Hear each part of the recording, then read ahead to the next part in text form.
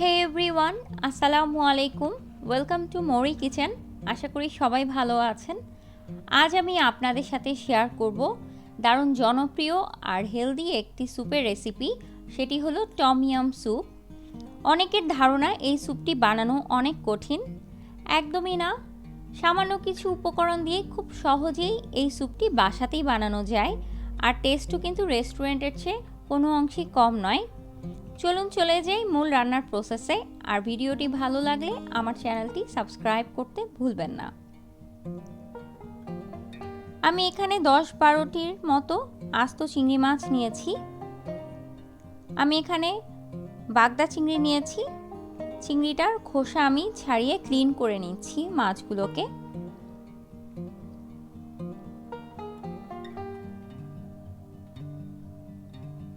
খোসা ছাড়ানোর পর আমি চিংড়ি মাছের ঠিক পিঠের অংশটা এভাবে কেটে মাছের ভেতরের যে রগটা রয়েছে সেটা ফেলে দিচ্ছি। পাতলা স্লাইস করে মাশরুম কেটে নিচ্ছি। আমি এখানে ক্যান্ড মাশরুম ইউজ করেছি, আপনারা চাইলে অন্য যে কোনো মাশরুম ইউজ করতে পারেন। পাতলা স্লাইস করে কেটে নিব আমি থাই আদা। যদি কোনো কারণে থাই আদা আপনারা ম্যানেজ করতে না পারেন তাহলে নর্মাল আদা ইউজ করলেও হবে।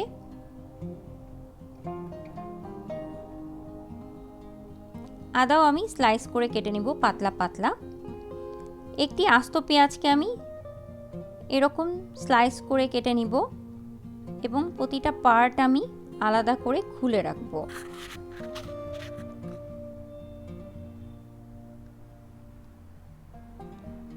দুটো টমেটো টুকরো করে কেটে নিচ্ছি।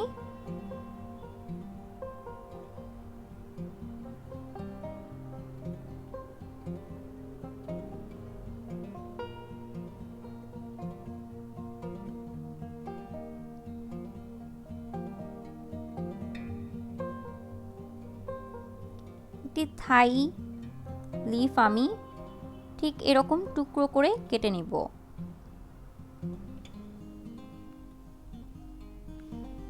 থাই পাতাটা অবশ্যই প্রয়োজন।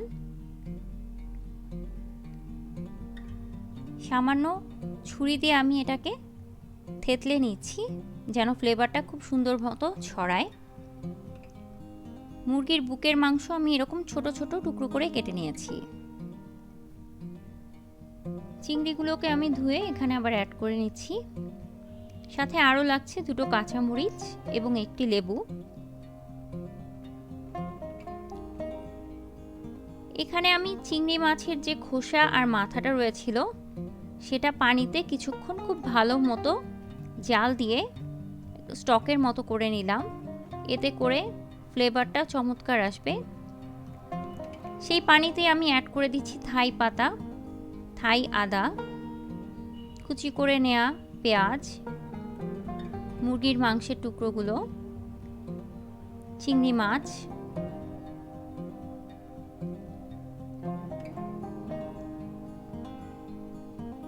দিয়ে দিচ্ছি মাশরুম, টমেটোর টুকরো। সবগুলোকে আমি কিছুক্ষণ খুব ভালো মতো মিডিয়াম লো হিটে জাল দিয়ে নিব। দিয়ে দিচ্ছি স্বাদ মতো লবণ। বলক উঠে যাওয়ার পর অ্যাড করব 1/2 কাপ পরিমাণ কোকোনাট মিল্ক। এটা অবশ্যই দিতে হবে, তা না হলে কিন্তু টম ইয়াম স্যুপের টেস্ট এবং ফ্লেভার কোনোটাই আসবে না। কাঁচামরিচ কুচি দিয়ে দিচ্ছি। দিয়ে দিচ্ছি টম ইয়াম সস। এটা যে কোনো স্টোরেই কিনতে পাওয়া যায়। খুব ভালো মতো মিশিয়ে নিচ্ছি। বলক উঠে আসার পর আমি অ্যাড করে দিচ্ছি 1 টেবিল চামচ পরিমাণ ফিশ সস। আপনারা চাইলে এই স্যুপের মধ্যে স্কুইড আর ক্র্যাব মিটও ইউজ করতে পারেন আপনাদের পছন্দ মতো। পারফেক্টলি বলক চলে এসেছে, চমৎকার একটি ফ্লেভার এসেছে।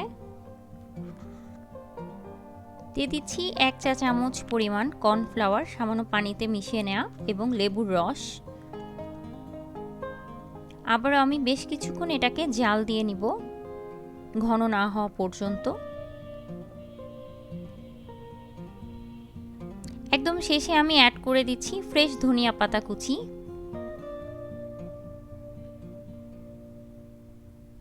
আমার টমিয়াম স্যুপ প্রায় শেষ হয়ে গেছে,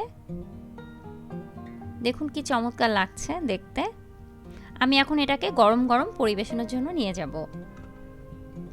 সো ভিউয়ার্স, হয়ে গেল দারুণ স্বাদের টমিয়াম স্যুপ। আশা করি ভিডিওটি আপনাদের ভালো লেগেছে, আর ভালো লাগলে আমার চ্যানেলটি সাবস্ক্রাইব করতে ভুলবেন না এবং ভিডিওটি আপনাদের ফ্রেন্ডস অ্যান্ড ফ্যামিলি মেম্বার্সদের সাথে শেয়ার করবেন। সবাই ভালো থাকবেন। Thank you for watching my video. আল্লাহ হাফেজ।